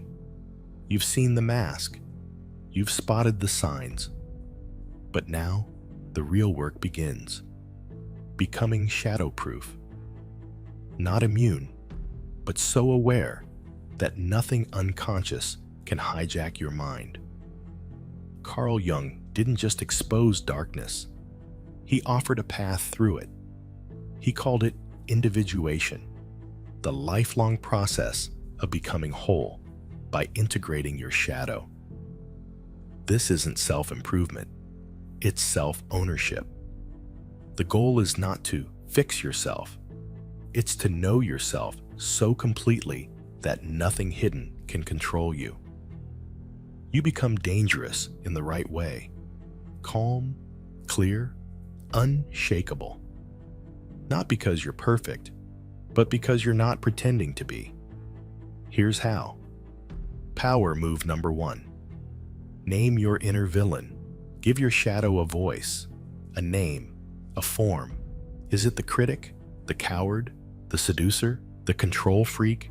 Personify it, and it loses its grip. You can say, the manipulator's awake. What's she trying to protect me from? That's not weakness. That's power. Power move number 2. Track your triggers. Every time you overreact, pause. What just happened? What did it remind you of? What part of your identity felt threatened? Triggers are tunnels to buried truth. Follow them inward, and you'll find the part of yourself you still fear. Power move number 3. Own your ugly. Say it out loud. Sometimes I want to dominate. Sometimes I want to disappear. Sometimes I envy my friends. This doesn't make you dangerous. Denying it does. Jung warned, we cannot change anything until we accept it. Condemnation does not liberate, it oppresses. Integration is freedom. Power. Move number 4. Shadow rituals. Light a candle. Journal your rage. Dance your lust. Speak your envy into a voice memo and delete it. Give your shadow expression in safe, symbolic form. This is sacred work. Not to indulge the dark, but to stop it from festering. Power move number 5. Surround yourself with whole people, not perfect people. Honest people. Those who admit their flaws. Those who laugh at their darkness. Those who never weaponize virtue. Because integration is contagious. When you're seen in your truth, you don't have to perform. When you stop performing, the shadow starts to soften. Here's the final power play. Stop needing to be good. Start choosing to be real. Because once you stop chasing purity, you become trustworthy. You can hold other people's darkness without collapsing. You can call out projection without becoming reactive. You can forgive yourself without falling into guilt. You walk through the world like a grounded storm, unshakable, unhidden, awake. This is how you flip the script from fearing dangerous people to becoming someone no danger can dominate. But there's one last move to make. You've faced your own shadow. You've seen it in others. Now what happens when someone claims they have none? Stop. Listen carefully. When someone tells you they're always kind, always calm, always forgiving, run. Because no one alive has escaped the shadow. To deny it is to be owned by it. Jung didn't fear darkness. He feared the unaware. The most terrifying thing is to accept oneself completely. Young, modern man in search of a soul. So when someone insists on their goodness, don't admire them. Question them. Leave a comment. Have you ever met someone who seemed too good to be true until the mask slipped? Like this video if it helped you see behind the smile. Subscribe to go deeper into Jungian tools that protect your sanity in a world of perfect pretenders. Here's your power question for the week. What part of myself am I pretending not to see? Write it down. Whisper it in the dark. Say it before sleep. Because the safest people are the ones who've met their shadow and made peace. You don't need to fear the dark. You only need to fear those who swear it doesn't exist. Next episode, we expose the most common modern addiction Jung never predicted, and how it silently devours your soul in the name of connection. Here's your only hint. It's glowing in your hand right now.